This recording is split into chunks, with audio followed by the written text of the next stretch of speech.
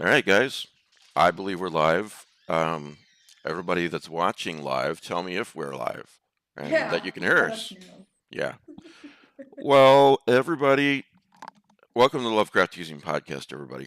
Everybody wanted to, I got a lot of requests to go back live instead of, pre-recorded, that kind of thing, like we were doing. We were recording at 1 p.m. Eastern usually, and I would put it up at 6 p.m. Eastern.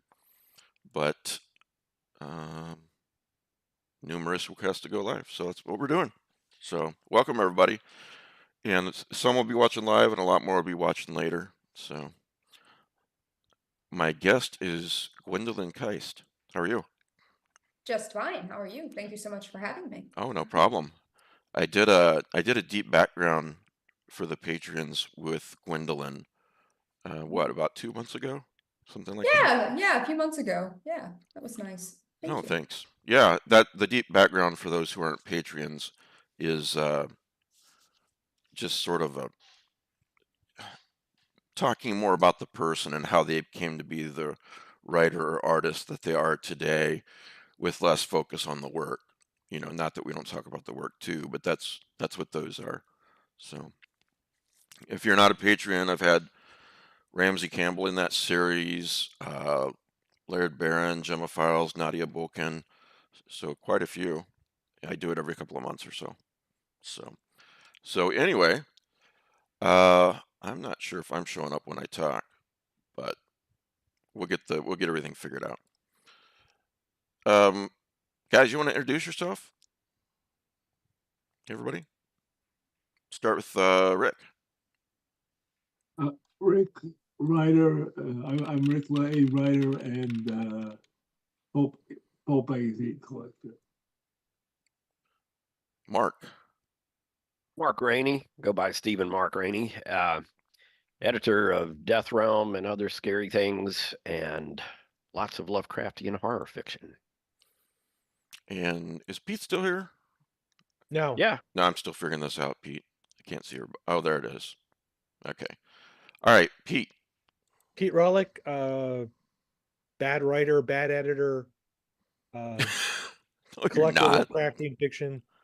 No, you're and, not. So what was the story you were working on today and then you powered through an app or something like that? There's a cold call for stories, literally stories about cold. Oh, And we've been reading, my partner and I have been reading a lot of Wendigo stories and working on some Christmas monster stuff. So we thought we might be in the particular ability to do this. And we ended up doing something with Rylam Shakuras, the white worm from Carcass and Smith, which I think is an underused monster. So wasn't there a recent or maybe upcoming Wendigo anthology? there was there was an anthology of Wendigo stories and essays a couple years ago that has become, I guess they did like only 50 copies, and it Oh, has become something really, really hard to find. Um, yeah. So there's you go. all right. And Ben Handelman's here. Ben Handelman, supporter and fan. Yeah, thanks. How are you? Doing well. How about yourself, Mike? Good. New cap? Well, I was pulling a Pete earlier and took a nap, so See a bedhead. Yeah, exactly. Even as short as my hair is, yes. Well, hello to everyone who's watching live. I'm looking at you guys comment now. Thanks for being here. Thanks for requesting for us to do this. So many people got really happy when I said I was doing it. So, and thanks to the panelists for going back to this format. Appreciate you guys. So anyway, yeah, let's talk to Gwendolyn. Gwendolyn, you've got a new book out, and yeah, There it is. Yes, The Haunting of VELKWOOD came out about a month ago. yeah, on the 5th, I believe. It So, did, yes. Um, tell us about the book without any spoilers, if you can. That'd be Yeah, great. absolutely, absolutely. So Haunting of Velkwood is about a haunted neighborhood and the three girls who escaped the night before the neighborhood and everyone in it turned into a ghost. And now it's 20 years later, and one of them is going to go back into the neighborhood and try to unravel the mystery of what happened to everyone there and hoping to reach her little sister who's still trapped inside. Yeah, a couple of interesting things struck me right away when I was reading the book. Um, right away in the book, the the whole world, the public knows that there's something supernatural or at least far beyond human understanding going on. Mhm. And, and a lot of people are saying this is proof of ghosts or this is proof of the supernatural, things like that, which is an interesting way to do it because you don't have to plow through all that, this is real, this isn't real stuff that a lot of books do. Not Yeah, not yeah, that it it can't be done well. definitely It's done well a lot of the time, but it just struck me. Yeah.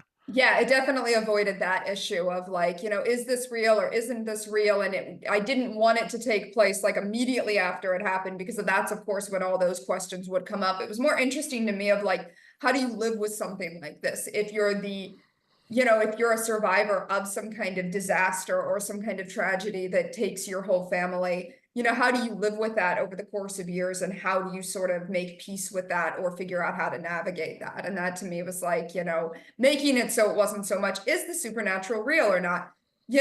People kind of accept in this world that it is, but because it's 20 years later, the news cycle has long since moved on. And now it's just this weird anomaly that's kind of happened in the world. Yeah. And this is all covered sort of in roughly the first chapter or so, but um, she explains a little bit what happens to people who try to go into it. Can you talk about that just for a second? Because the important thing to note is that people can't just go through the veil in this small neighborhood and figure it out. They're not able to do that. No, the only people who can go back and like sort of cross this barrier, this sort of threshold between kind of our world and this ghostly neighborhood are the three girls who escaped. Everybody else, they even get close and it's just like they can't physically get any closer. It just kind of repels you almost. I think she might even describe it as a kind of like the end of a magnet, like it just keeps you away from it. So the only people who are able to cross into it are the people who escaped it and almost sort of belong there. So that's why it's important to like the researcher that shows up like right at the beginning, that he needs one of these girls to go back in and sort of help him with his investigation. And meanwhile, our main character, Talitha, is sort of still living in that past. And so she's willing to kind of go back at this point because of that and trying to kind of make peace with that and unravel that mystery. Well, I'll tell you what, this is my favorite book of yours so far. I really, Oh, really wow, like, and thank I like your you. books. So, um, thanks for sending me a copy to read. Um, yeah, this is only the second page, so it says talking about the Vale and Velkwood, the neighborhood, which is like, if I'm remembering this right, roughly just a block, right? Yeah, It's and very it's 8 small. houses. Yeah. Yeah, so it's just like a little allotment. Yeah, it's not like half a suburb or anything like that. No. It's narrated in the first person, and Talitha says, or at least it was a blink and miss it neighborhood until something happened. Something the world has spent years trying to unravel. A cosmic anomaly, a few people say, proof of life after death, according to others, and people just don't really know what exactly is going on. But Yeah, exactly. Yeah, they've never really been fully able to figure out what happened and or what caused it. So that's sort of like part of what the researchers in the book are trying to accomplish. yeah, and I asked myself, okay, human nature, would people really just sort of let this go? People in general, I mean, not everyone lets it go. Would people really let this go? And I thought, Gwendolyn is absolutely right. That's exactly what people would do. I mean, so much time goes by that you just sort of accept it. This is a weird thing going on in the world and we can't explain it. Yeah, even what's happened with COVID has been interesting because a lot of Yeah. people seem to have just forgotten it if it's not directly affecting them anymore. And like that was something that really, really, really directly affected every single person. And, you know, it's stunning to me how just in a few years' time, there's a lot of people you could tell just have completely moved on, don't think about it at all until maybe somebody they know or themselves gets sick. And so if we can kind of adjust to that as a society, and obviously not everybody's forgotten it. I haven't forgotten it. I feel like a lot of people I know haven't, but you definitely get the sense that there's a lot of people who are just like, I've moved on, Right. which is weird. And so I feel like, especially like a weird neighborhood that's behind this like ethereal veil that honestly is kind of minding its own business at the point when we come into the store. I think people could just be like, yeah, that's just that weird thing. Who knows? You Yeah. know, and I feel like it's odd though, because what my instinct is, wouldn't people want to know? But then I see how people are and I'm like, I don't know. I think a lot of people move on pretty quickly from things. Well, When yeah, go ahead, Pete. have you seen the people that are coming out and saying that the ship could not have destroyed that bridge? Oh man, Ugh. what a clusterfuck. But it's kind of the same thing, right? We deny and we Mhm. forget, Mhm. you Mhm. know, and people just move on or they Yeah. don't want to know.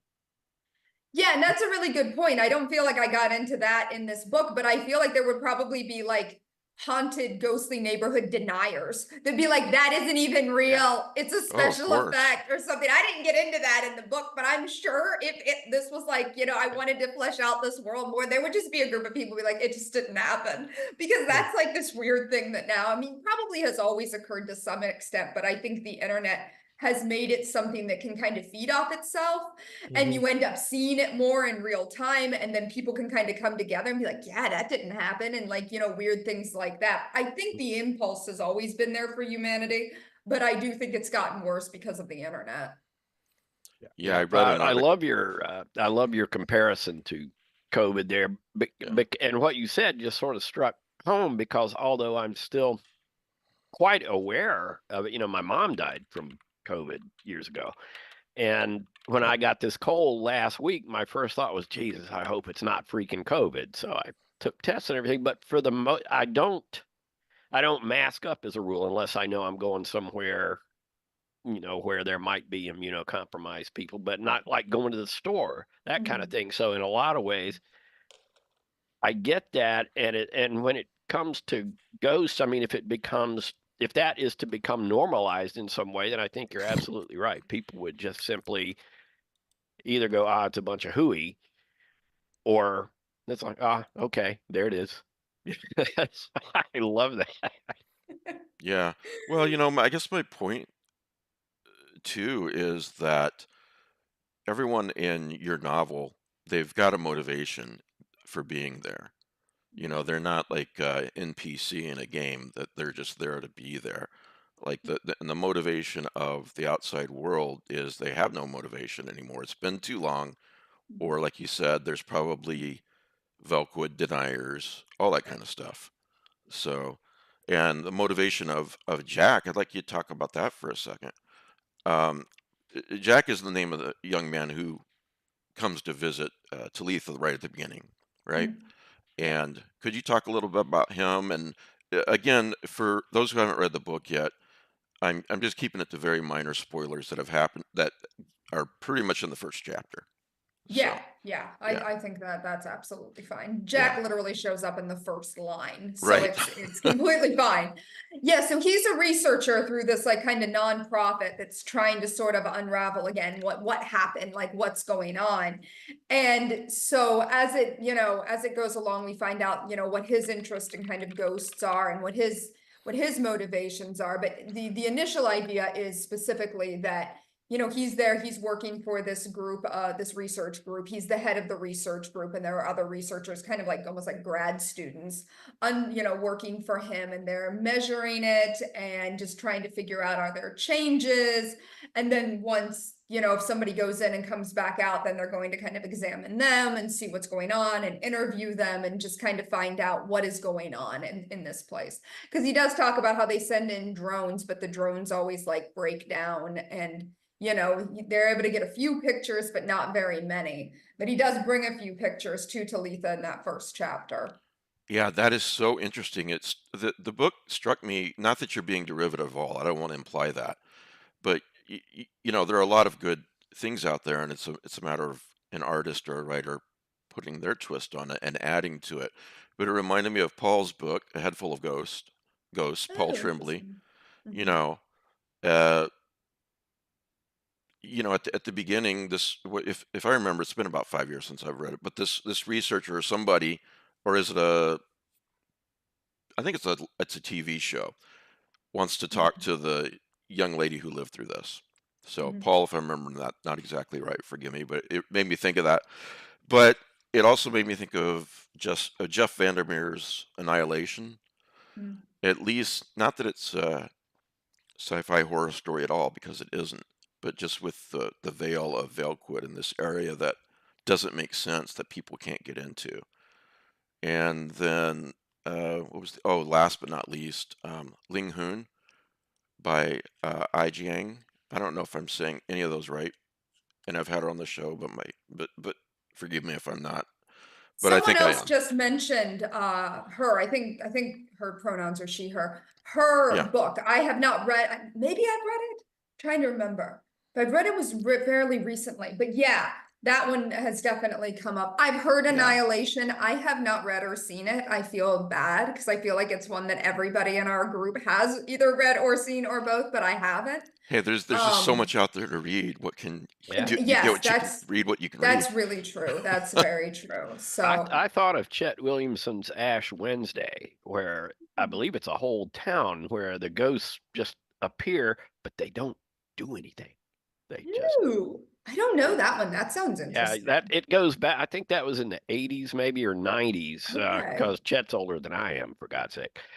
It's pretty But old. it's a great book, and I believe that was I don't know if it was a Stoker winner or what, but it was one of his best known books, and I do strongly recommend that. Are you friends with Chad? Have you been on the show since when I've had Chad on, Mark? I have not. No. Oh man, we can just ask him a question, right, and then we're okay for 20 minutes. He's so entertaining. Okay.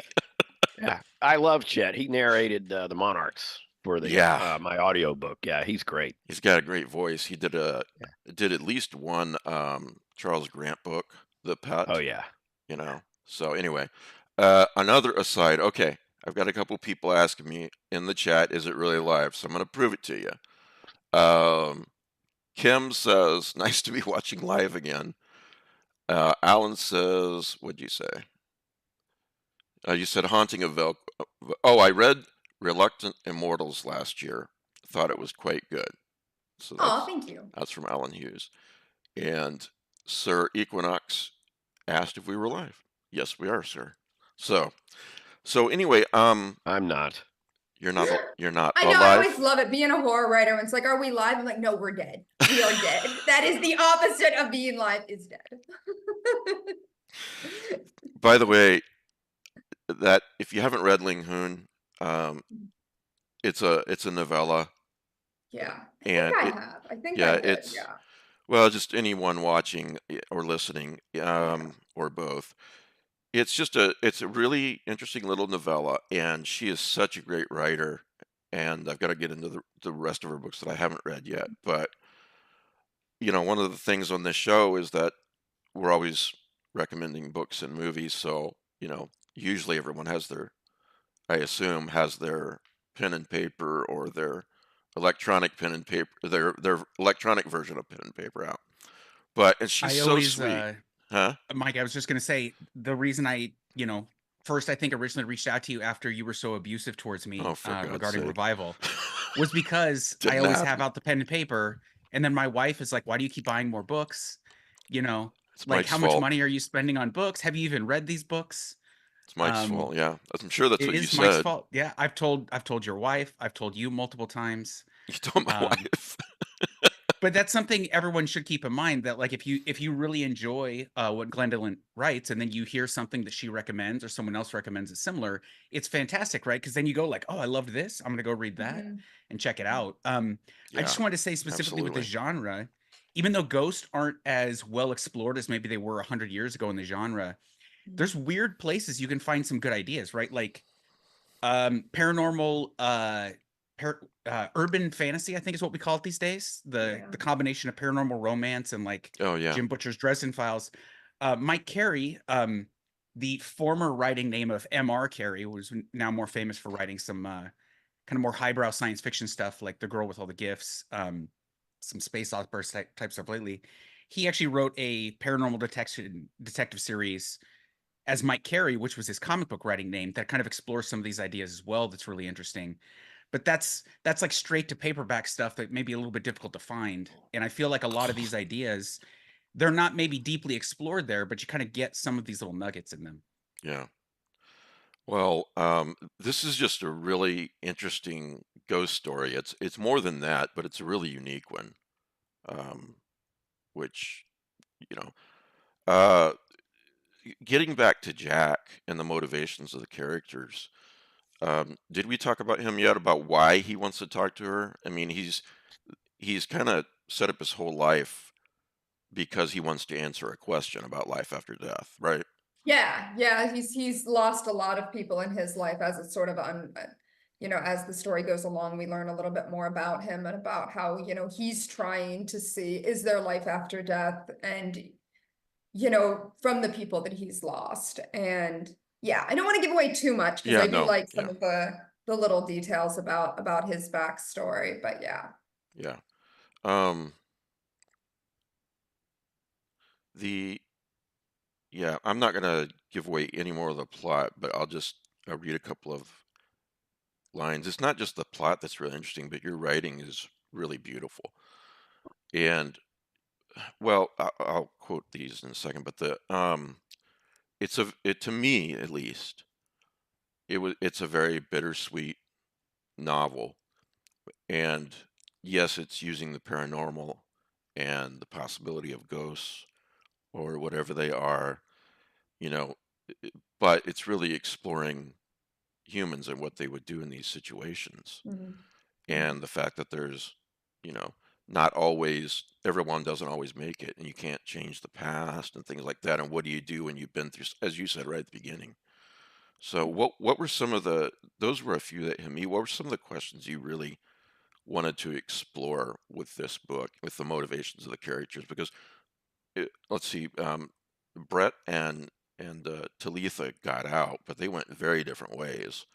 Yeah, and Yeah, to me, that was something that specifically I did want to explore. So the three girls that got out, our main character Talitha, her best friend Brett, and then their friend Grace, that they've never been quite as close to as to each other. They all go very different directions whenever they get out of this neighborhood. Brett did not have a happy family at all. And so she gets out of this neighborhood, everybody's gone, and she just thrives because it's like she doesn't have that past weighing her down anymore. And she doesn't have the people from her past weighing her down or trying to pull her back. So she just thrives. Talitha kind of gets stuck. She's like really kind of struggling.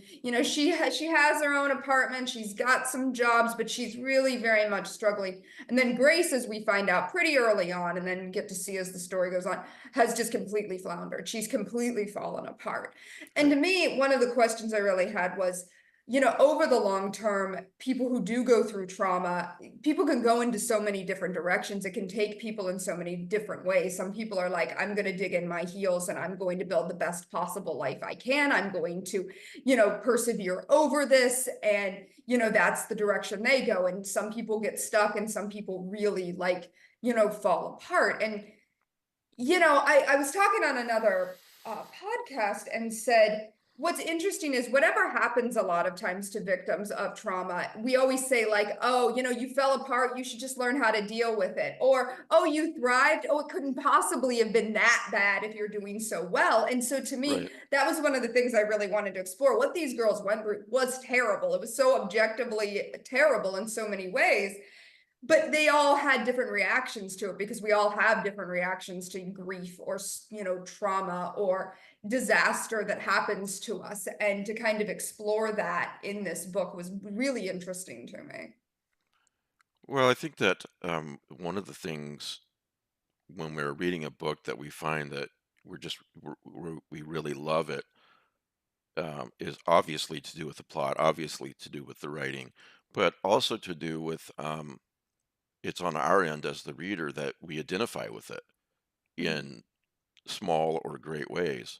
And I found myself this book is a book about mainly female characters, but that doesn't, I identified with these women and what they went through.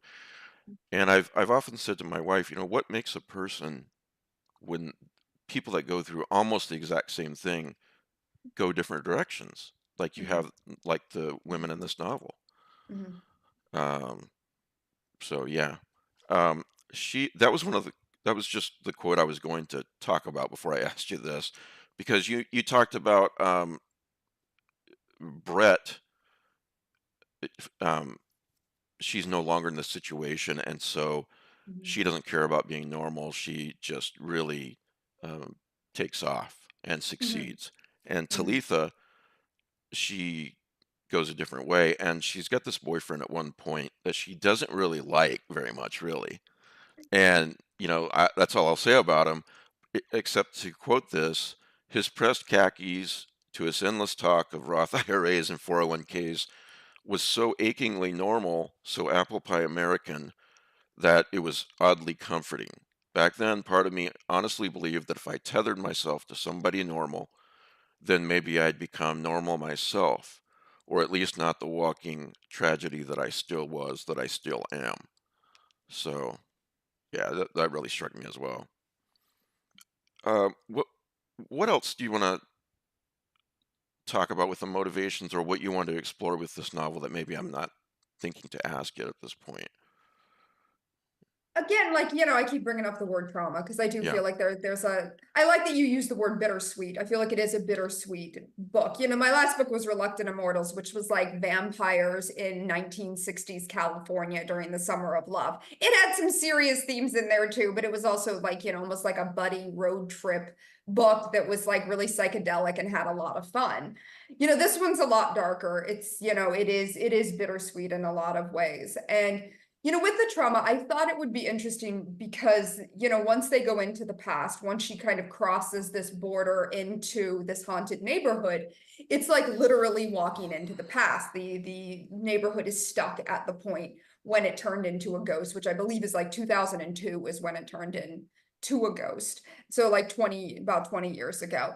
And so when you go through trauma, when you go through a lot of things, people can kind of go through these cycles that you actually get stuck sort of ruminating, or you just keep going through the same thing over and over again. And I thought it would be really interesting to make that literal. Those places that we might go in our head, now it's a literal ghost neighborhood that she can physically walk into and kind of replay her own trauma, replay this past that has been haunting her, but now it's no longer just in her head. It's this physical place she can walk around in.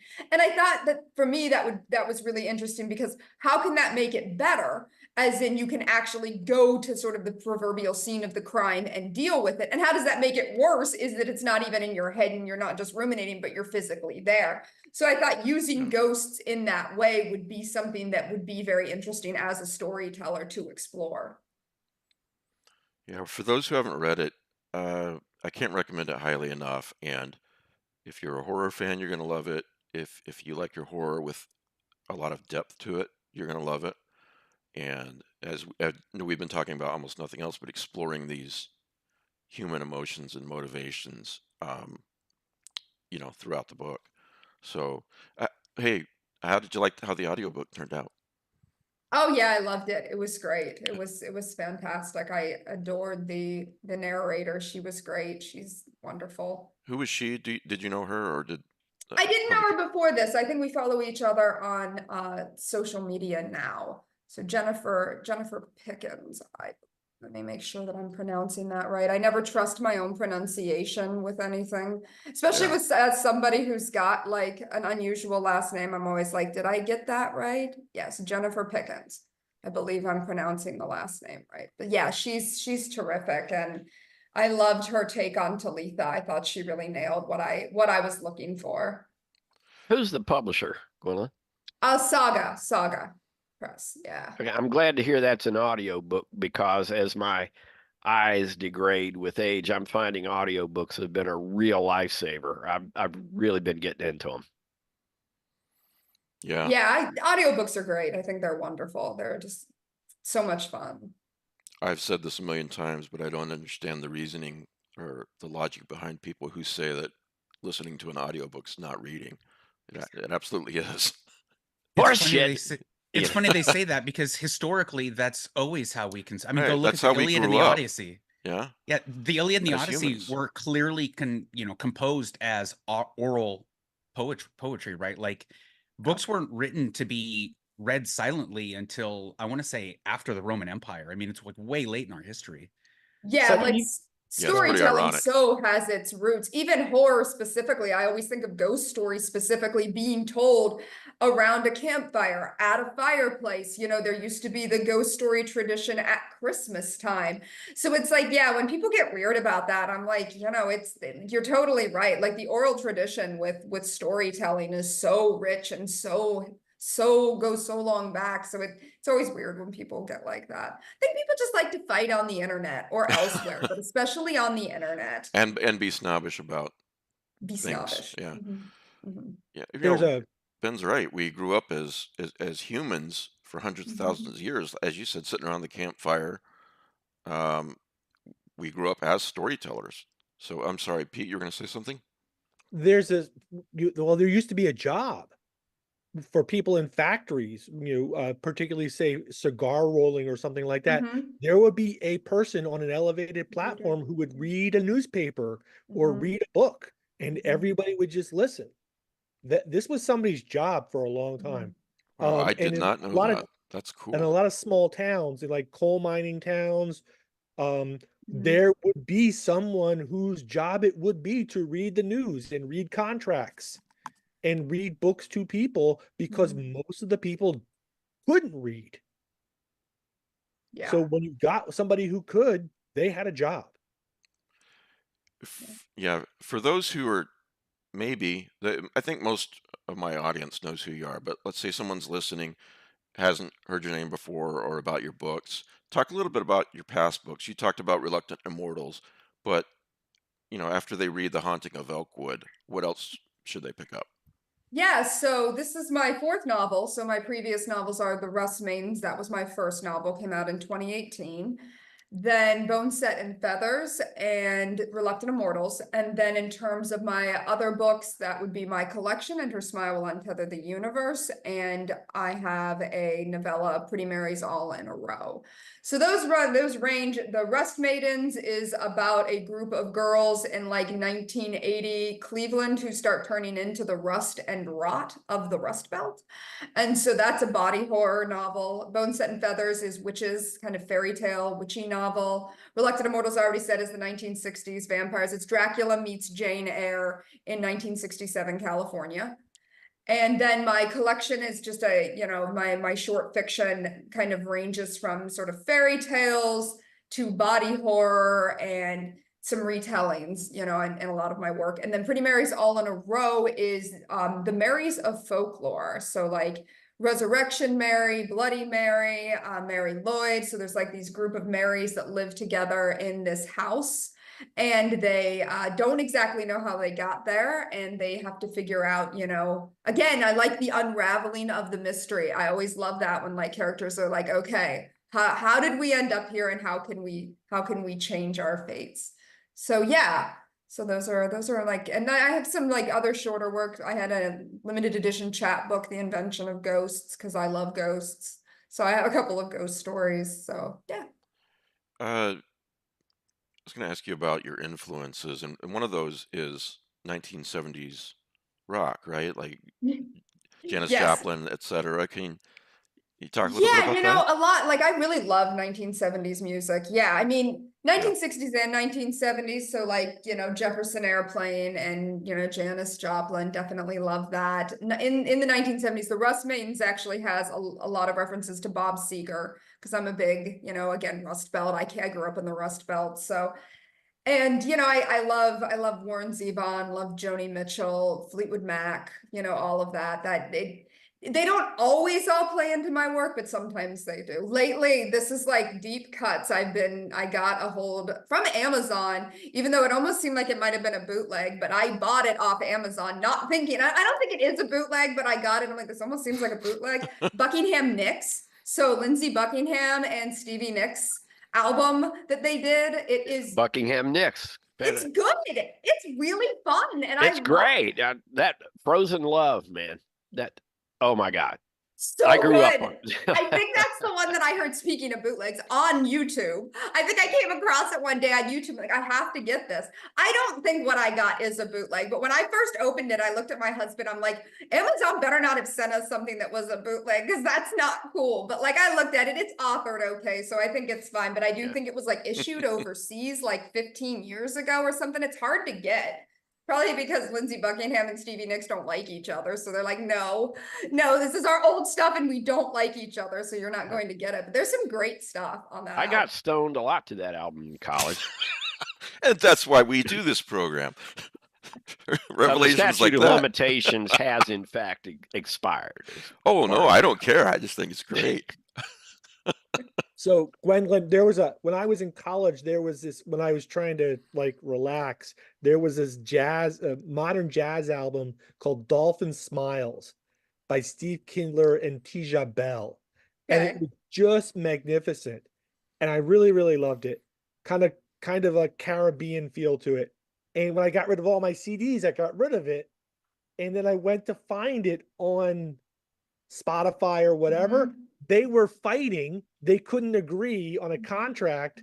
So it was not available. Wait a And I second. searched for like 15 years until I found a CD Wait a minute. secondhand. Wait a minute. someplace. Wait, you're the guy who's always on this show talking about physical media and that you won't be able to find movies streaming and everything, and that you need to hold on. This is the He's mistake learned that the I've hard made. way. I get. Yeah, I've come about this the hard way. Oh, I see. All right. 15 years ago, we were like, we got to have room, and all this streaming stuff is coming available. And, it seemed like the right idea to do things. And now I completely regret it. No, I'm going to spend it's lots and lots of scary. money Like on my this. my husband's had that because he's really into metal, and some of the metal he's into is a little obscure. And like years ago, he was like, "Oh, I'm gonna just sell some of the stuff," and now he's having to find it again because it's like it's not on streaming. Like, and it is also about movies. That always freaks me out, is there are things that I remember seeing in the video store as a kid, and it was in every video store you went to, and it would seem so ubiquitous, and now it's not on streaming and nobody released it on DVD. So now it feels like it's lost. Because I remember as a kid, I even thought, because I was naive and a kid, and I was like, we'll never lose movies the way we lost movies at the beginning of cinema. We have so many better ways of preserving things. And it's like, yeah, they had ways of preserving things then too if they wanted to. They just didn't want to. And it's like, it's wild to me the way we're very potentially losing things again. And I'm like, no, we should have learned our lesson, but human beings never learn our lessons. That's like the sad thing about humans, is we make the same mistakes. That's Well, a the regular publishing- topic of conversation between my wife and I. You're exactly right. I just want to say the Go ahead. distributors and the publishing companies, they knew this would happen, right? Like, that's why they were buying up all these rights. And if you look at kind of in the trades, what they were talking about 15 years ago, like this was it. Yeah. It was like, oh, we're going to start our own streaming service. So that way we get all the profit. And then they can't actually, no one wants to buy 12 streaming services. So then their streaming services doesn't profit. And then, hey, you can't watch your favorite TV show from only 8 years ago. All of a sudden it's gone. And it never came out on Blu-ray or DVD. And good luck. Like, that's it. It's gone. You have no access to it. And, we're kind of left in this limbo. I've done that with music. That's why like Bandcamp is still like just barely holding on despite being bought out again. It's probably not going to last forever, but people always like, why do you buy CDs? Like, well, I can rip a CD, I can put it on my server and I never lose it. I can rip Blu-rays, I can put them on my server, and then I always have it. And then I can still access it from my devices, like a streaming service. But if I own it, you can't take it from me. Right. It's really funny. I have this. As long as the physical media doesn't degrade. Yeah. That's like It I've will got decades, so but yeah. many DVDs and CDs. Some of them I haven't played in a while. I don't know if they still will. I hate that. I have a draft short story called the Resurrection of Mary Shelley's Frankenstein, set in about 100 years, in which we've done away with physical media. We have everything with digital, and then the servers crashed. So now they're going back and trying to reprint everything. And they've gathered up 4 copies of Frankenstein, and they don't match. And they have to hire a writer to decide what is going to be the official version of Frankenstein. because they've been edited and annotated and changed. And this is just one example. They're going through all the books, all the great works of literature, trying to figure out how do we put back together our literature from, fragments.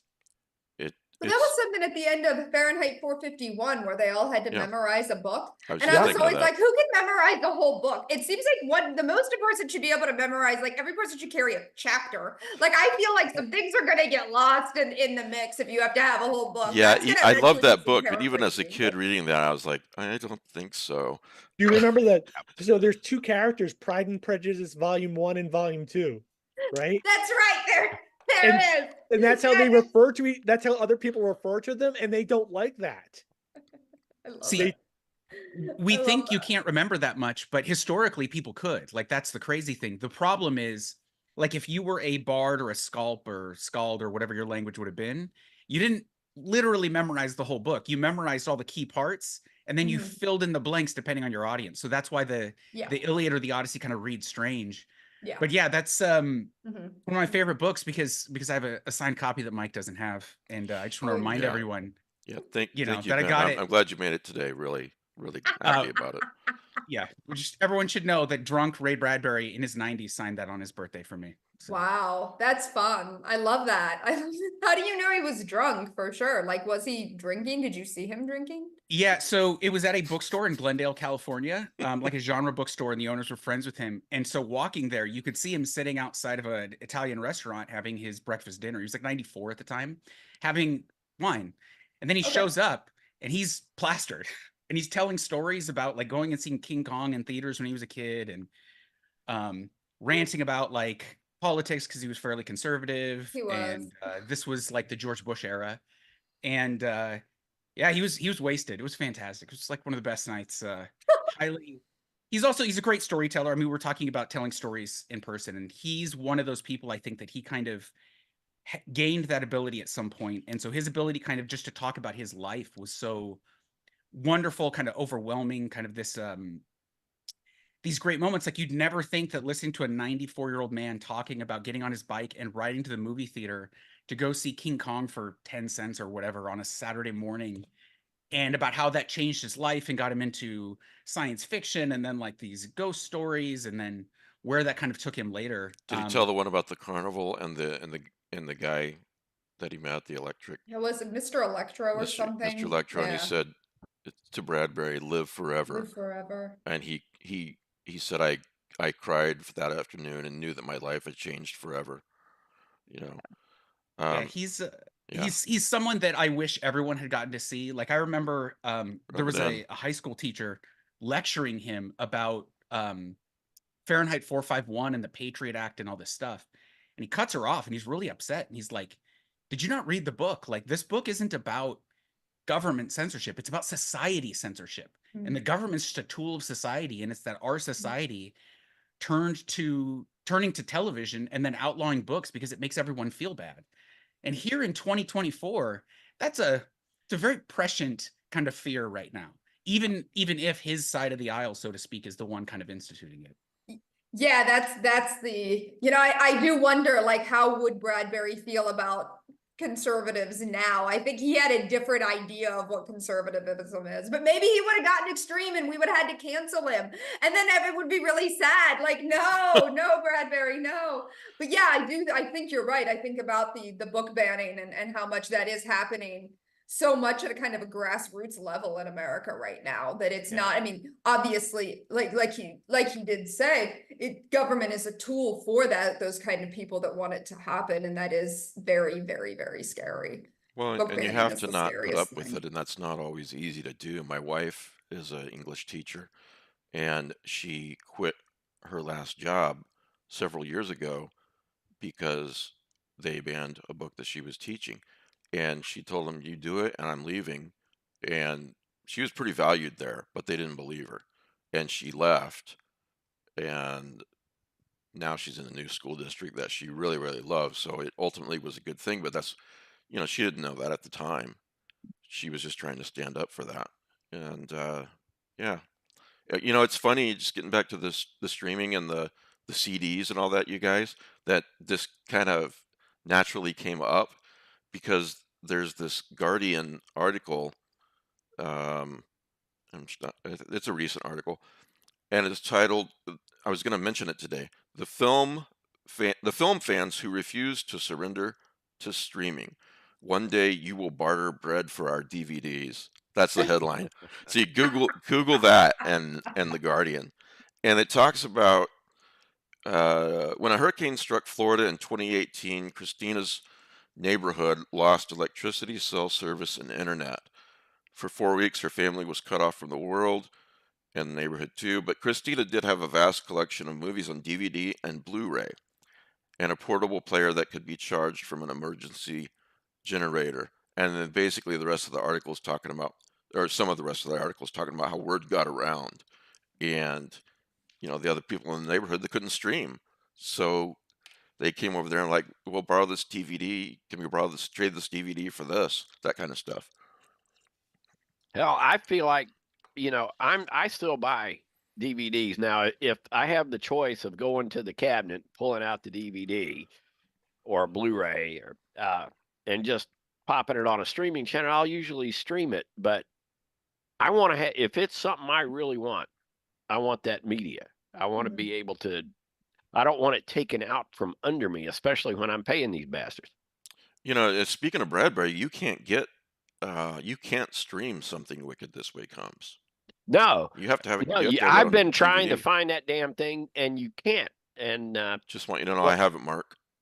You Well, you are also a man can't among get men. his TV series that Ray Bradbury. What was the Ray Bradbury? Not Bradbury Hour. but- Presents? Or Ray, Theater? maybe Ray that's Bradbury it, Theater, yeah. I think. Theater, yeah. Ray Bradbury Theater. I think that's it. But yeah, like, cause I've looked it up before, and I think you could get it at one point, but I think my husband and I recently were looking for it because like it disturbed me so much as a kid. Like there's this one that they did with Skeleton, and I think it's Eugene Levy is in it. And like at the end, I mean, I'm gonna totally spoil it, but it's like 40 years old. Like the story ends the same way. Like the guy's really neurotic, and then this guy like literally takes his skeleton and he's just like a pile of goo on the floor at the end, and he's like talking, but it's like all sputtering because he's just like this pile of goo. The effect is terrible. I didn't find this a few years ago, but I was terrified as a kid. Like it haunted me. Like I thought that could happen. When you're little and you think anything's possible because Yeah. the world is so big, and you're like, oh my gosh, like I remember being a little kid being like, oh my gosh, I didn't even know this was something to worry about. And my parents were like, it's not, it can't happen. I'm like, how do you know it happened in that show? But And it every one seemed of like us so that you're scary. talking to, has probably had a parallel experience from that time and where we are. Yeah. It's true. It was terrifying. Like I loved like all the horror television of that era. I was so scarred by it, like Tales from the Crypt and Tales from the Dark Side. There's ones from each of those that it's just like, oh man, like my life was like totally like went in another direction because of that. But the Ray Bradbury one with the skeleton was awful. And like when I finally saw it years later, the effect was so bad. It was so much scarier in my head. Mhm. And then like actually seeing it as an adult, I'm like, oh no, that was really corny. Like it was really bad, but I still love it. And I'm still really impressed by how much it's made. This is really an aside, but on that same note, Elizabeth Massey and I several years ago wrote a Dark Shadows novel based on the old Dark Shadows TV show. And the instructions were not to, because a lot of people have expectations of Dark Shadows being campy and the bloopers and everything, because, it was essentially live TV. It was just caught on tape. But our instructions were to write Dark Shadows the way we remembered it, not for what it was. Oh, I love that. And That's that shaped what we did so much because we remembered it as and honest to God, when Dark Shadows was awesome, it really was awesome. Great actors and great scripts, but it was where everything that could possibly go wrong on a show, it usually did. So, it had this reputation for being campy, but as kids, we didn't see it as being campy. No, it was profound. And so when we wrote the novel, and I wrote a bunch of Dark Shadows later, and I did it, dead serious, trying to establish the effect on newer readers that we had as youngsters. So there it is. That's a really I love that. interesting request to you guys to write it as you remember it. Uh-huh. You know, the feelings So- that it gave you and so forth. Last night, we sat down with the kids and we did family horror movie night, and we decided to watch a classic from my wife and I's younger days. So we watched Children of the Corn. It does not hold up. No. No. The special effects are horrifically bad. The acting and videography, it's just terrible. But I can remember cherishing this film when I was a kid. This was a great movie for when I was a child, but now and even my kids we're sitting there going, this is a scary movie, this is a great movie. My kids are laughing. Right. But wait, Pete, you're older than I am, aren't you? Oh my No, God. I'm kidding. you're a little older than I am. Well, here's another just real quick aside, but you brought up the Ray Bradbury Theater, Gwendolyn, and they did a story called Gotcha from Ray Bradbury's story of the same title, Gotcha, and it wasn't done very well. But and it's really hard to find. I think the only place I've found it is in the Stories of Ray Bradbury, which is a real thick The real big collection. one, right? Where it's got like a whole bunch of them. Yeah, there's a couple of those. Like there's one called, I think it's called the 100 Best Stories of Ray Bradbury or something like that. I don't know. But Yeah. the Stories of Ray Bradbury, the short story Gotcha, excuse me, is absolutely one of the scariest short stories I've ever read.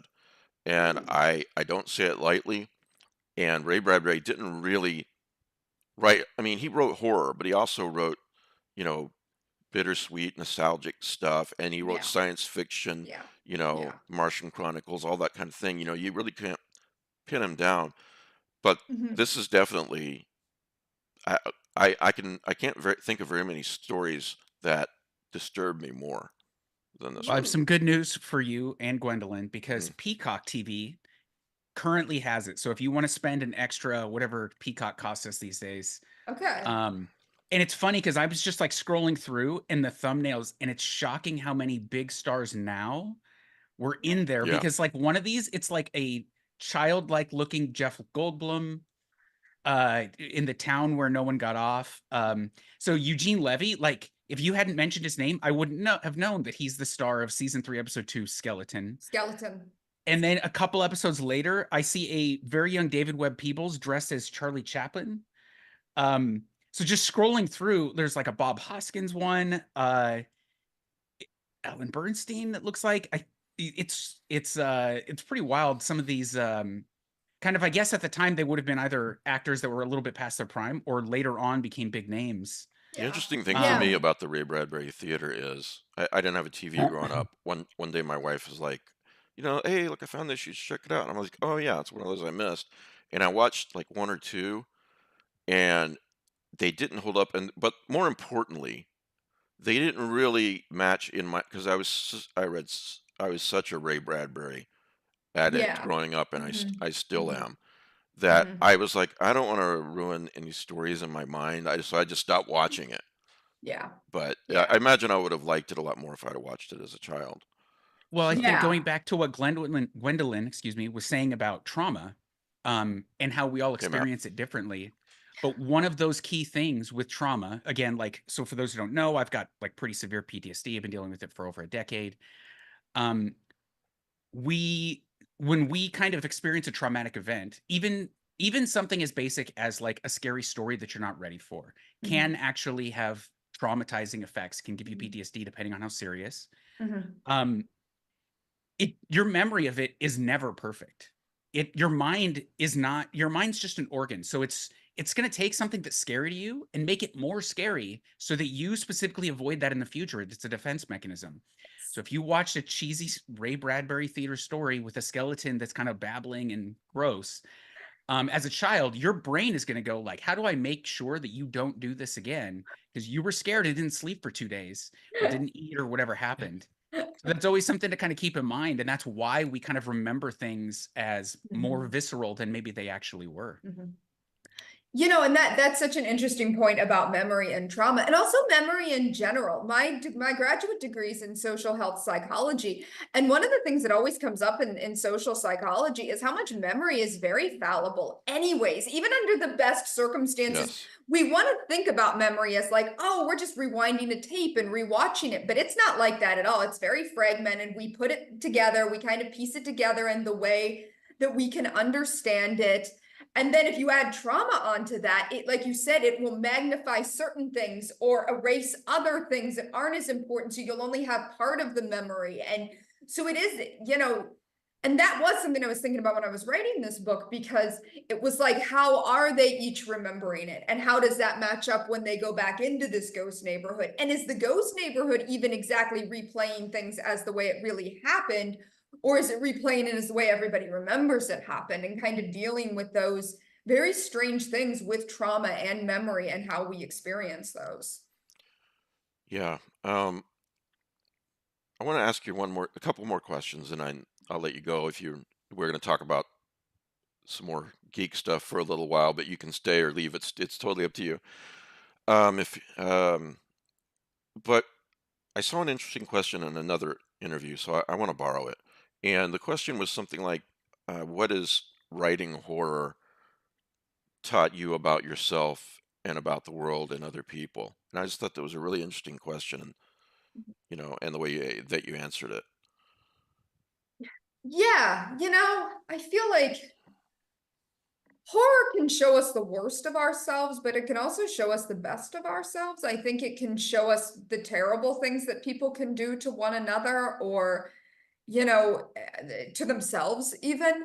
But it can also show us how we can survive those things, and how we can endure, and how we can sort of rebuild ourselves even after something terrible happens. And horror is so much about trauma. I mean, there's really no horror without some kind of trauma happening. It's not like some, you know, most genres probably do have something bad happening, right? Because that's how you get a plot going. But in an adventure story, maybe it's something more fun.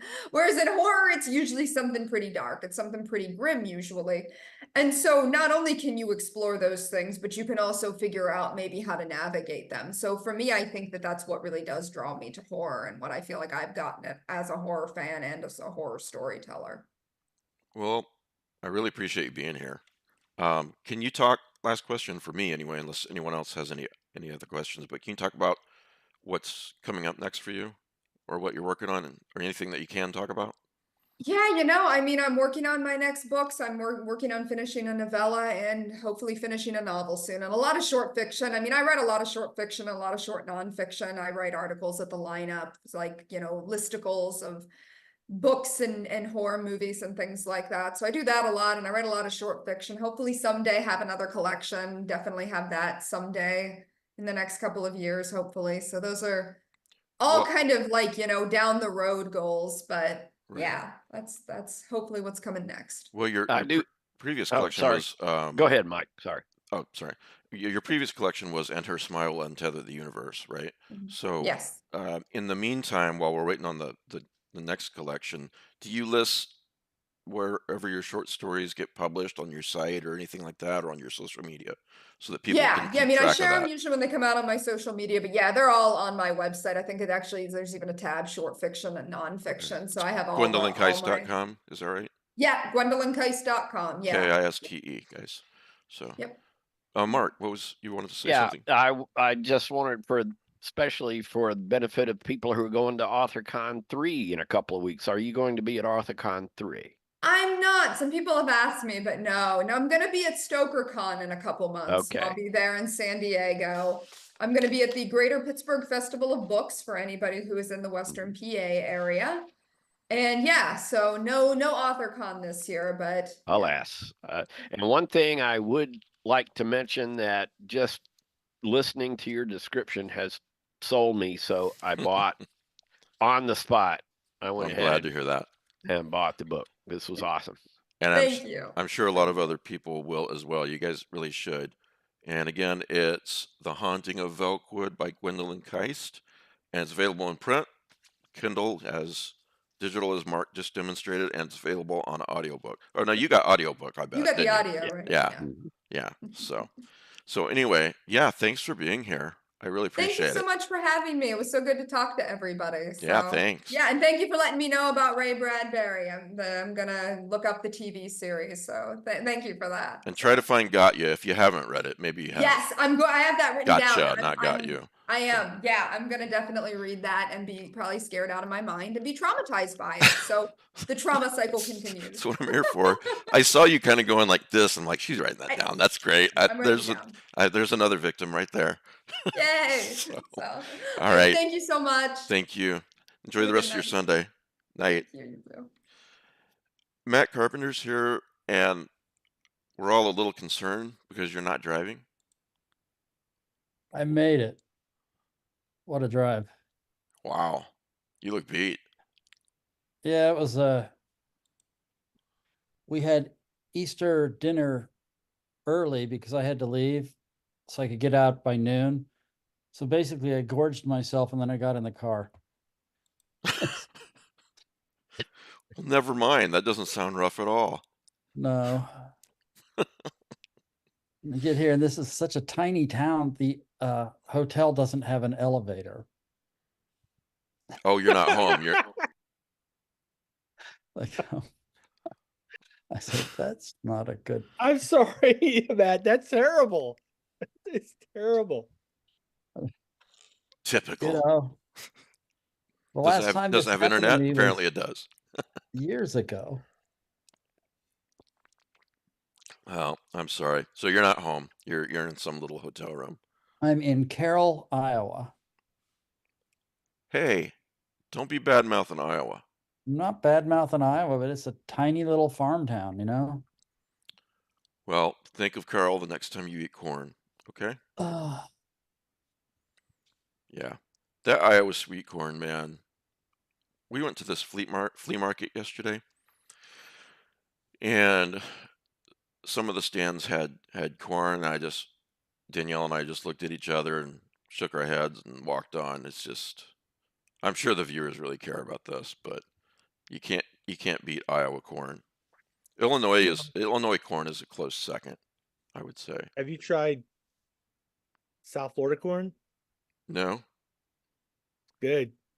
You got to get. So there's a trick to corn that I learned actually, since a good portion of Palm Beach County is actually farmland. They grow corn and sugarcane.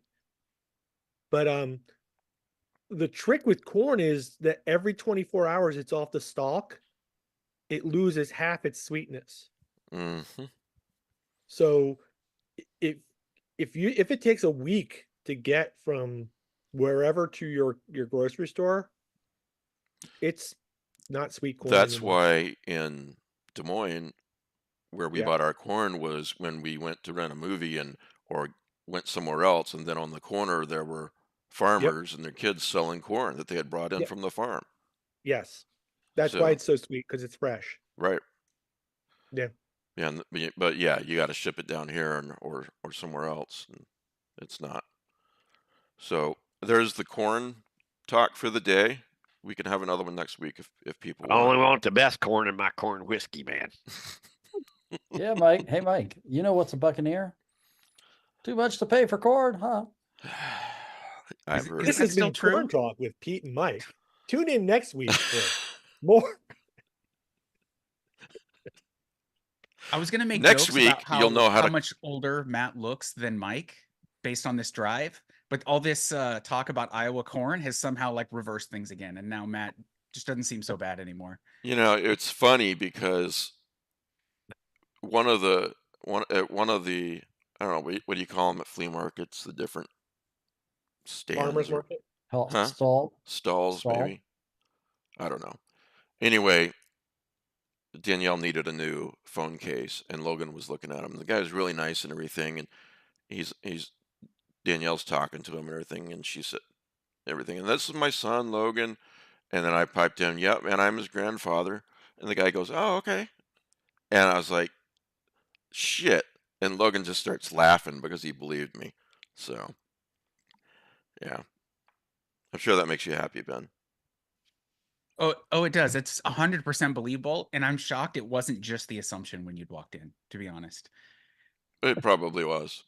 Yeah. Well, yeah. then Danielle tells the guy about how when Logan was little and I drop him off and pick him up from you know, school, the other kids like they just assumed I was his grandfather. So I don't know. The man, flea markets have changed since I was a kid. Yeah.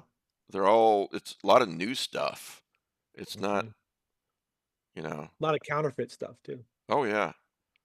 Yep. And a lot of stalls with tools that they just bought from Home Depot and, raised at $5 or $10.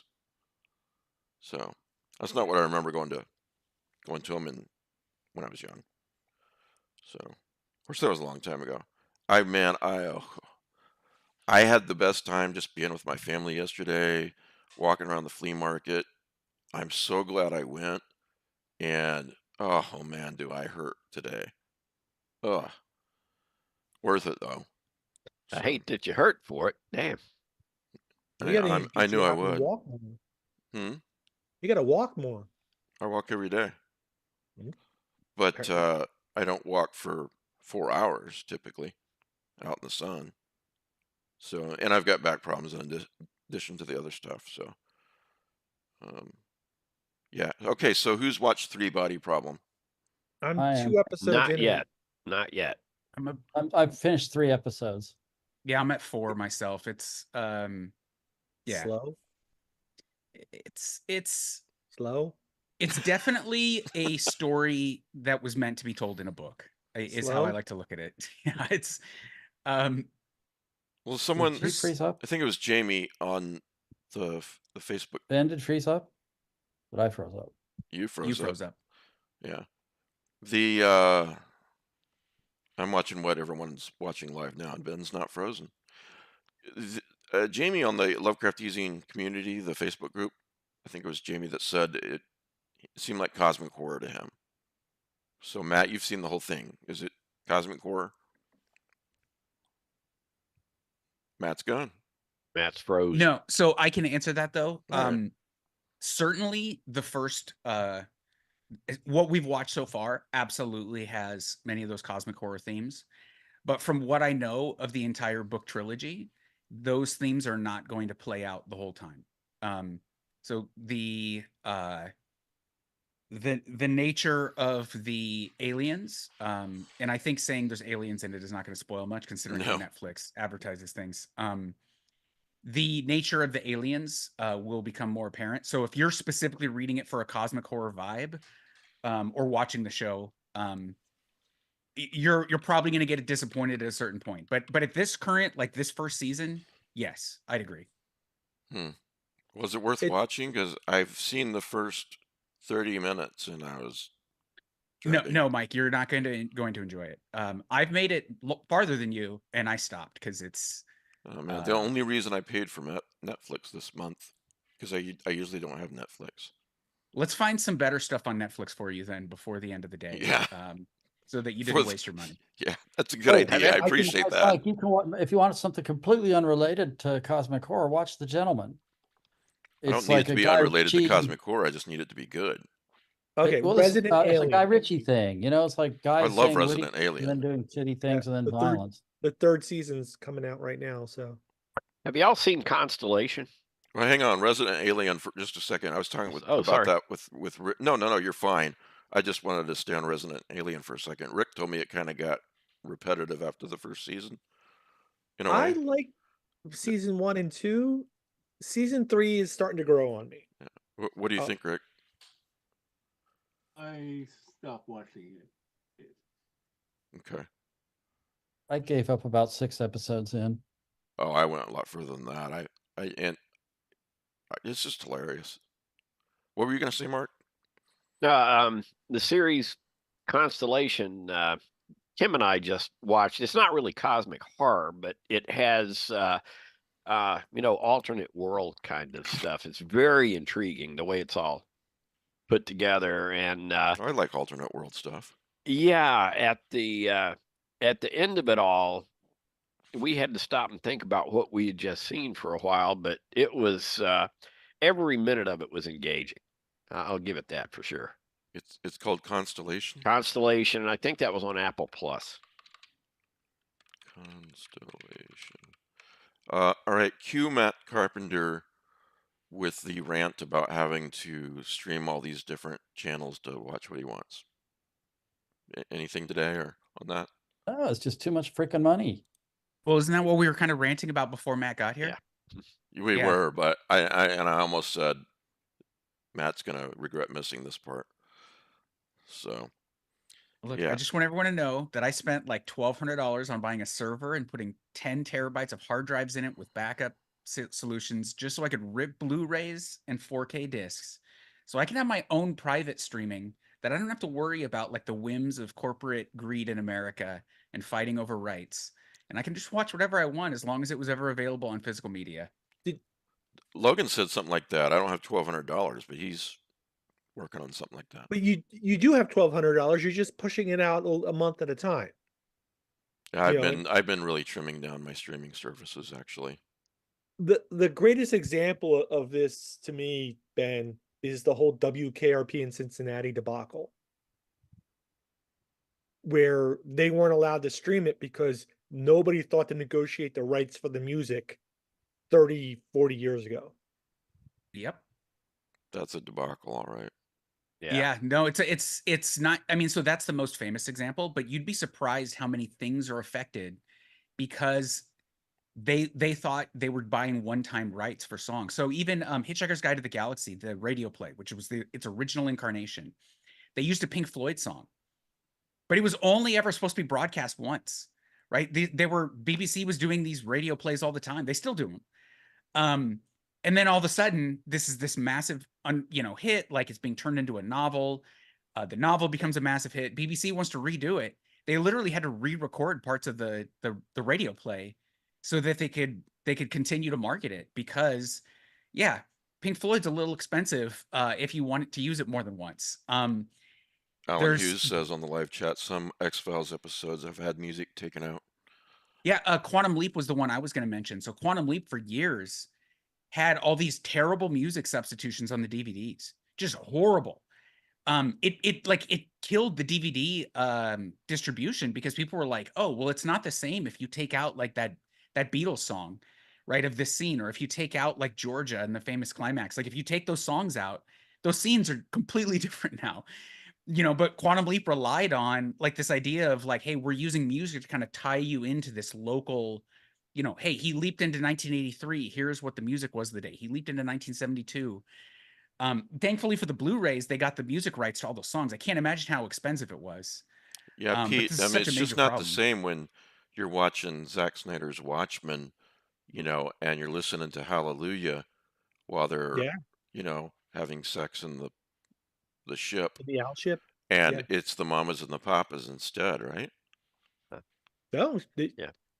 That didn't happen, but that's just along those lines. Last year we went to see Colin Hay from Men at Work, and until he told us, I had no idea. But The Land Down Under, it has those strains from the song Kookaburra. It was actually copyrighted, and so whenever he performs it, he has to take out the bit that goes doo doo doo doo doo doo doo. The thing is, they actually lost a lot of money. There was a big lawsuit that got settled. Yes, exactly. That's years exactly after right. their fame. Yep. Yeah. Wow.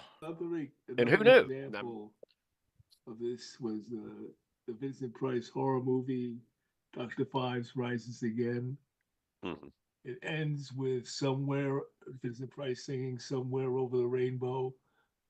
It's for a long while when it was a VHS, we didn't have the rights to Somewhere Over the Rainbow. I forget what they replaced it with, but it was totally inadequate. Oh God! Yeah. Didn't one of you guys the DVD put it back? When you guys did an interview or something like in the movie Bubba Hotep, where the guy's playing Elvis, they couldn't afford a single Elvis song. All they could do is it would have busted a little bit more than the rest of the whole budget.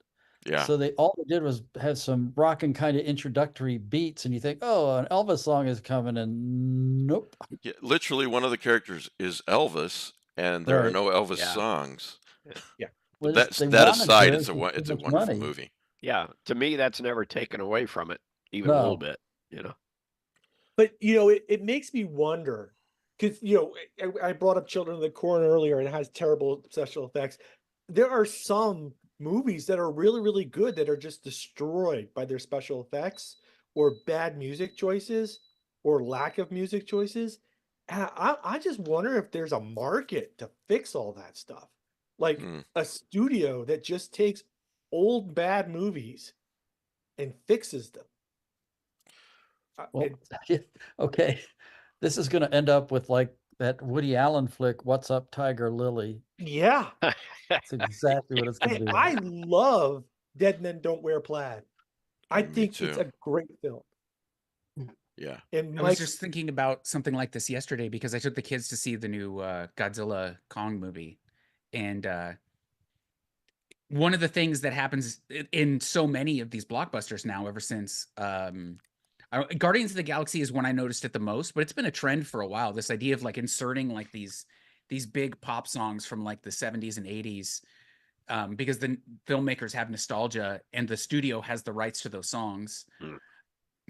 But there's a handful of songs that are inserted into this movie that is just so out of place. They right? are. I mean, Annoys the living fuck out of me. Yeah, it's just like out of nowhere, like the dentist character starts playing some. You're like, whoa, can you turn this off? Like it's so bad. You know, The previous Godzilla versus Kong, when it opens up, and I can't even remember what the pop song is, but the first thing you see is Kong, like listening to a pop song, and I was on the verge of turning it off at that moment.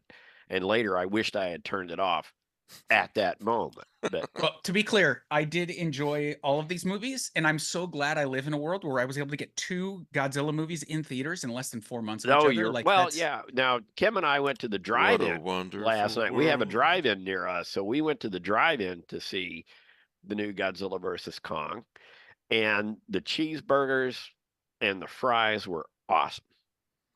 Yeah, and when you go to a drive-in, you have to eat the food there. Don't sneak in your food because they don't make any money on your movie ticket. They do not. So Just when I was in high school, it's like, how many guys can you sneak in the trunk to get into the drive-in? well, yeah, that was different. Well, back in my day, you just paid by the car. It was like, you go in $4. You could put one person or 10, however many you could fit, and it was $4 per car. And I think, but still, I think we paid maybe $8 a person to get in, which nowadays for movie prices, that's not too bad. I can remember seeing. I'm going to retitle this episode "Back in My Day." I was gonna say, in my day, I mean, I don't even know where I could have found a drive-in after like 1987 or something. Like the only movie I've ever seen in a drive-in theater was Superman 4. There's one around here. What were you gonna say, Pete? I can remember seeing Message from Space.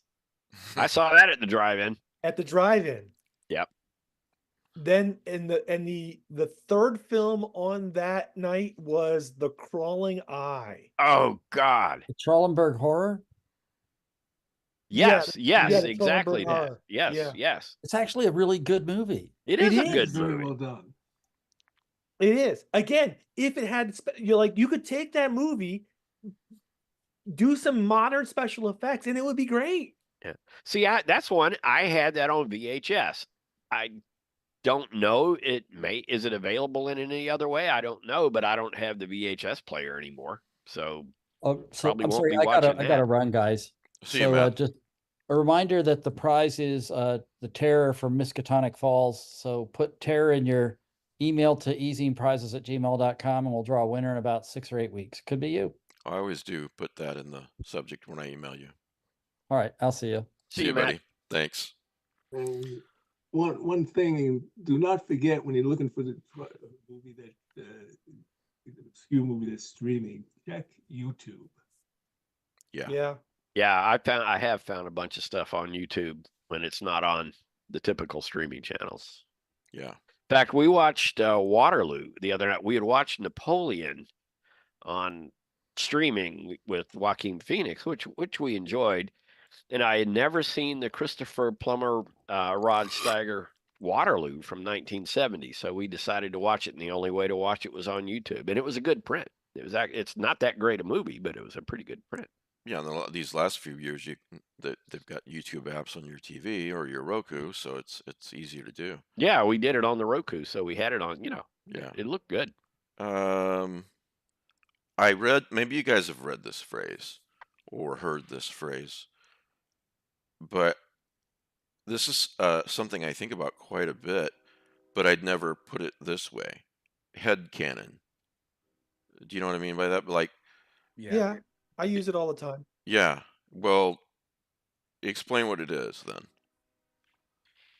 Headcanon is when you are particularly into a series or long-standing IP like Star Trek or whatnot, and you come up with something that you just accept as canon, Right. as part of that series, but it's only in your head. Right. So, and you don't have to. To me, you don't have to have arguments with people yourself. online or anyone else about is that canon, Yeah. isn't it canon? Just decide for yourself. You know. That's me. That defines me in other properties. Yeah. I'm Me too. exactly I think there. unfortunately people take headcanon and they love to apply it in their internet arguments. And that's kind of where the idea falls apart. So Mike, like I've told you a million Well, times. here's about my where the Batman idea falls collection. apart. First of all, is it's hard to win an argument with a smart person. It's impossible to win an argument with an idiot. Sorry, Ben. Go ahead.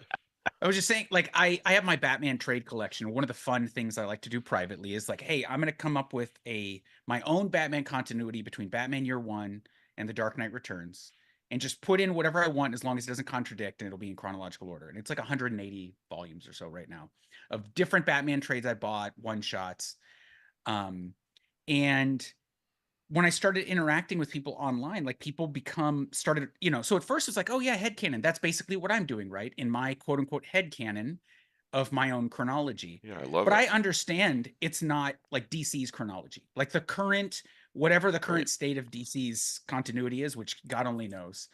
DC probably doesn't even know at this point with all the reboots. But when I go online, I understand that like the people I interact with, like they don't even have a clue that I'm doing this, let alone that like I've come up with my own ways to explain how I fit a Batman Brave and the Bold and Batman 66 into this chronology. But people online will argue, they'll come up with an idea about Star Wars in their own headcanon to make The Last Jedi better to them or something. Yeah. But they'll argue as though everyone did that and came to the same conclusion. Or everyone should do that. Right. And that makes as a young person, I did that. I was convinced that everybody else should have the exact same idea. Yeah, and it makes Nowadays, having I don't give a conversations shit. about stuff online just impossible because it's like, and your headcanon sounds really dumb to me. I don't. I'm glad you've accept it. arrived there. I'm glad you've arrived there. Just it just yeah. sounds really ambitious to do the whole Batman thing, All right. because that's a lot of Batman. I'd be But- interested if you don't want to keep it to yourself. But anyway, Mike, what's your where are you going with this? I'm not going anywhere except, well, I've got an example, but I read those two words recently, and I thought that's the phrase I've been trying to think of, and so I just I thought it would be interesting to talk about. My immediate example, there's a lot more, but is as you guys know, I really like the TV series Angel. So it ends, for those of you who don't know, a bit on a cliffhanger. Then they do in what the comic book series after that for a number of years. Hell, they may still be doing it for all I know. And Joss Whedon and everybody else in charge says, this is canon. This is what happens after the last episode of season 5. But it's so awful, I'm like, no, this is not what happens. What happens for me is I don't know what happens. And I'm going to leave it at that. So, Okay. So I'll give you two examples. For me. All right. At the end of Undiscovered Country.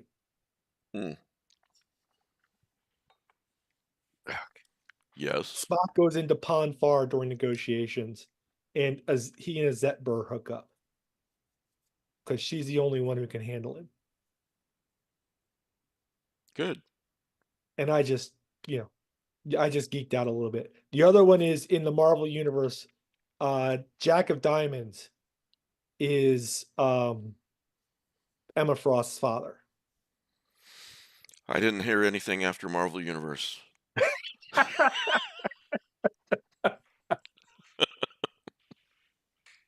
Anyway, But yeah, it's kind of neat, and you don't have to prove it to anyone else. nope. This is my timeline. This is how it happens. This is the way I'm enjoying it.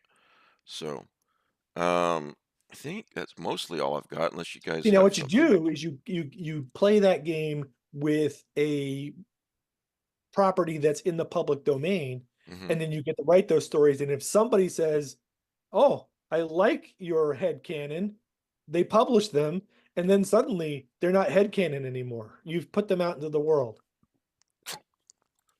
Are you doing that?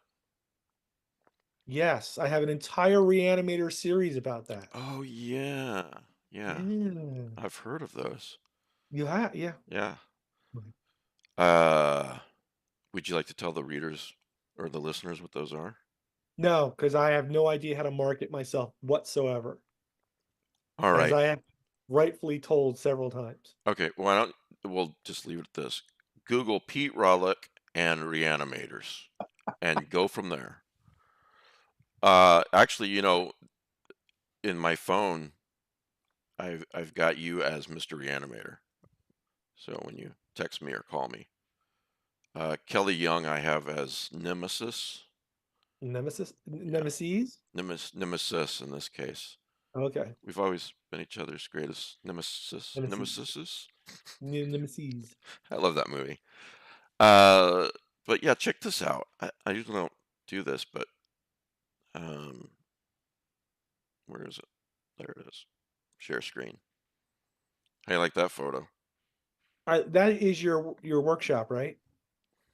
No, it is not. Oh, It okay. looks creepy, man. No, it is not. It's like 8 blocks from where I live, and it's Yeah, next to a railway line. now Bridget is absolutely right. We could write like 3 stories, and that could be a book cover. Well, thanks. I really appreciated that, because someone said that about a picture I posted the other day. If I can find it. There it is. Somewhere over the rainbow. There it is. Ah, yeah. Mike, that? when you Oh, share, just so you know, when you share, it doesn't show up in the broadcast. Oh, it doesn't? Okay. No. Sorry, folks. Ah, bummer. We'll work on that. Those Nice are picture. good. Working out the bugs. Go to my Instagram. What's my Instagram? Oh, the link to my Instagram is in the show notes, and I've also got it on Facebook, which is also in the show notes, so you guys can see them there. Sorry, Pete. There was that series of books, Shadows Over Main Street. Yeah. Those could have been covers for those books. Oh, maybe I've got a possible side business here. No, what I like to do when I walk Amber, or I often do it just myself. What you mentioned, I need to walk. I've been walking, and the really nice thing about living here, as opposed to living in the old town at those apartments, was there was nothing around there. You could basically walk around the apartments, or you could walk down a street for maybe a mile, and then there are houses, something like that. It just wasn't interesting. What's interesting is walking, and it's a very eclectic neighborhood. There are all these houses to look at that are different from each other. Some are very old, some are well kept, some are not. This one, I went down about 5 blocks. There are several train lines around here. I went down about 5 blocks, and then I did something I never do when I'm walking with Danielle, and I turned left, went down to the railroad tracks. So, and that unoccupied, I think, place was there, and I took a picture of it. You should play the left-right game. Walking? Yeah. Mm-hmm. See if you ever come home. Well, I won't come home because my back will give out. So, all right. Anything else, guys? Rick? So here's a Yeah. little bit of serendipity. Mm-hmm. Earlier tonight, my kids asked me what was my favorite horror movie in the last 20 years. That's nice. And I've been futzing back and forth on concepts. And I kind of like Midsummer, this, that, Audition.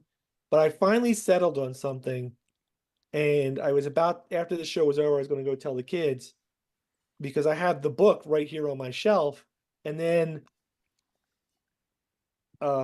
Ben mentioned the author. And what did he say? Because I wasn't listening to Ben, in all fairness. M.R. Carey's The Girl with All the Gifts. That's your favorite horror movie of the last 20 years? Yeah, I think so. Great. Pete, were you here when we interviewed him about that? No. You weren't? Oh, wow. I don't think so. Yeah. We actually interviewed him specifically about, I believe it was the movie, because the movie was about to come out with, is it Gwen Close, isn't it? Yeah, I think so. Yeah. Well, yeah, and I kid you a lot, and you kid me a lot, Ben, but yeah, thanks for snagging him and getting him on the show. We'll have to have him back on. I need to, I just found this a couple days ago, and it's really hard to find. But yeah, it's a great book and it's a great movie. Yeah, his the series I was recommending earlier, it's Felix Castor, I think was the name.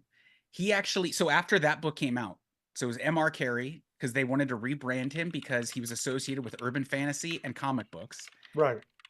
His publisher wouldn't let him come out with the next Felix Castor book for like a decade. Yeah. He talked about that in the interview we did, which everyone should go look up on YouTube or whatever your podcast platform is, Spotify, whatever. It should be on there. This would have been about 4 years back. And he actually talked about that. Yeah, because he talked about how he'd gotten so successful. They're like, oh no, we're not bringing back this thing from when you were only selling like, 6,000 books. Like we're not doing that. Like, and he had to fight for years and years so he could come out with like his next regular, I don't know, what do you call those these days? Like paranormal mystery or whatever. It was a Dresden Files type series. Okay. That's a shame. But publishers are sometimes, I don't understand publishers sometimes. And, sometimes, yeah, I hear you, Mark. It's just, can you imagine being these 7 publisher, editors that passed on Harry Potter and not being fired? Yeah. Or, I think there were five editors that passed on The Yearling before it got published. Just, and nobody gets punished for any of this stuff. Well, not to mention, I wonder how many agents those authors went through before they found someone that would fight for them to get those books published. And Mark's going to chime in on this any second now. Dun dun dun. He's about to destroy the world, him and his cat. Yeah. Well, Fraser was out there. He's been yowling outside that office door for the last half hour. I finally had to go let him in, or I was never going to hear the end of it. You don't let your cat in during the show? I try not to, because he will come up and put his face, like right there, walk on the keyboard. He'll disconnect. He has disconnected me from things. One time at work. Zoom cats are jealous. Yep. Oh yeah. Better than his face than his butt. Sure. Oh, you'll get that too. Oh, okay. A couple of things. We're obviously live on Sundays now, and if you can't watch it live, that's okay. You can watch it anytime later, and then I'll have it on Apple and Spotify and all those places a few days after that. A couple of thoughts on that. It helps as far as audio goes, it helps the algorithm, I guess, if you leave a review on Apple, even if you don't listen on Apple. It helps with YouTube if you obviously tell your friends, if you enjoy the show, please do.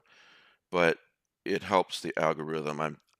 From everything I've seen, if you like and if you comment. Subscribing is great too, especially if you hit the bell, because then you know everything. It gives you notification when live shows and everything else is coming up. But as far as the two main ways that I get paid, and I said this the other night, but right now that's Patreon and YouTube. Now Patreon, none of this is a lot, but it's enough that I can pay the bills along with my wife's salary, so I really appreciate it. Patreon's really been consistent for the last 5 or 6 years for me, and I really appreciate each and every one of you. And I'm growing YouTube so that I've started to see just a little trickle of income, and that comes from the more views, the more income. So, I'm trying to build up YouTube as much as I can. So, if you don't know where you want to listen to the show, watch and listen to the show on YouTube. That'll help. And so, what was the other thing? Check. I've got a link to the Lovecraft eZine events calendar. It includes things like movie night, things like that. So that's in the show notes as well. Check that out. You can add it to your calendar. I'm not an expert on this, but if it doesn't show up in your time zone, I believe if you copy it to your calendar, then it does, the upcoming events and everything. So, you can do that. This turned out to be, I was surprised, it was a test, or it was an experiment, excuse me. Last Wednesday night, I went live at 10, just to kind of do a fun late night thing, in the vein of Art Bell, maybe, we're late at night, we're talking about fun stuff. Not that I was talking about the paranormal, but just that was sort of the inspiration. Now, I didn't really know if it would, when it would be there, but they were. So we're going to do this every Thursday night at 11 p.m. Eastern. So that's on the calendar too. And so that's just me talking to the camera, for whatever that's worth. I saw a few minutes of that the other night. I was doing other stuff, but I tuned in for just a few minutes, and it was at the point where you were really hoping Ben wasn't going to show up for the. I didn't say that. I may have implied that, but yeah, no, it's true. It's true. I remember also live events that are upcoming as soon as I make this do it is well, like today, 6 p.m. Eastern live event that you're watching now or later, but that's at the top of the YouTube page. So if you don't want to worry about specific links, just Google Lovecraft eZine YouTube, and it's pretty organized front page there. So, and last but not least, Bridget and Mike. Yes. I have a book recommendation. Yes, please go ahead, Rick. In the new Robert E. Howard inspired heroic legends, there's a new Brand McMorn story called Red Waves of Slaughter. This is pretty good. By an author named Stephen L. Shrewsbury. Shrewsbury, yeah, Shrews. And it alternates between modern day and the era in Roman history when the British when Rome was occupying the British Isles. And the present day episodes are in Miskatonic, a professor from Miskatonic. Oh, nice. That's kind of cool. For those that aren't aware, Rick's talking about Titan Books is doing a series. So these are ebooks only. So you can find them on Amazon or like Barnes & Noble or like ebooks.com or whatever your ebook source is. They're about $2 each, and they come out every month. So 80% of them are Conan stories because that's what sells. They've done a couple of Billet. I don't know how to pronounce it in English, because I've only ever read it as a term. Stories. they did one Solomon Kane story so far, and I believe there's another one on the way. And then Rick is talking about the latest, which is the Brian McMorran story. But there's been some really One great second other though, ones. I want to have you or Rick repeat the title of that book and the author and the story, just so that the listeners can find it. Red Waves of Slaughter. Red Waves of by Slaughter. Stephen L. Salisbury. Okay. All right. Is that It's spelt like Lavin Salisbury? okay? All right. Great. Thanks, Rick. Yeah, and it's on Kindle. So I'll put the title in the chat, but it's on Kindle or whatever. But these are ebooks only currently. Like Titan said, if they sell well, they may do. I'm sure they'll do an anthology at some point, but currently the only way to read them is digital. Okay. Thank you, Rick. I didn't quite finish my thought because I'm, as Ben says, old. But all you who are watching live and those who watch later, but I appreciate all your comments live. I truly do. It's so great to see you again. You know, if after the show's over, if you know, whenever you get time, if you just write a comment, that's going to help a lot. So there's just little ways that you can help the show. You know, there's a lot of, I just had somebody join Patreon and they're like, couldn't believe all the content there. And that just starts at $5 a month, and it just, the benefits go on from there. But you know, if you want to see this ship keep sailing, you know, even if you don't have a lot of time for extra content, maybe chip in the $5 a month. A little, you know, if a lot of people are doing that, it adds up. So I hate talking about money, but I'm not getting paid to do the show except for these two ways mainly. So Necessary evil. Yeah, it's a necessary evil. Maybe one day I'll be able to talk about something like Patreon and not feel like I'm trying to sell a car, because I don't feel that way. I mean, I know the patrons love being there, but still, it always feels kind of awkward. So anyway, anything else, guys? Oh, I was just gonna say Frightmare in Texas, in Dallas, May 17th through 19th. Bridget and Mike are going. I live 45 minutes away, so I'm gonna go. And if you're gonna go, let me know so we can meet while we're there. Just email me, lovecraftezine@gmail.com. So. You know what's happening this week, don't you? No, I do not. I never know what's happening. Bridget and Mike are coming to dinner. Oh, they are? Oh, she said they were driving to the Florida Keys. Yep. Yeah. So. And I'm hungry, and I would love to I'm eat something. I'm gonna cook for them. That's great. Just rub it in. So. Maybe we should live stream that whole thing. Maybe you should. I'll make sure I eat before I watch it. You're gonna have to cook for us then at Necronomicon. I have ideas. Okay. Yeah, and if you're going to Necronomicon, I will do some cooking for you at Necronomicon. It might be your last. All right. Mark, are you gonna go? What? Are you gonna go to Necronomicon? Yeah. I'm coming. I got about 1,000 books for you to sign. Well, wow. I've got 999 fingers, so we'll have to borrow one from somewhere. All right.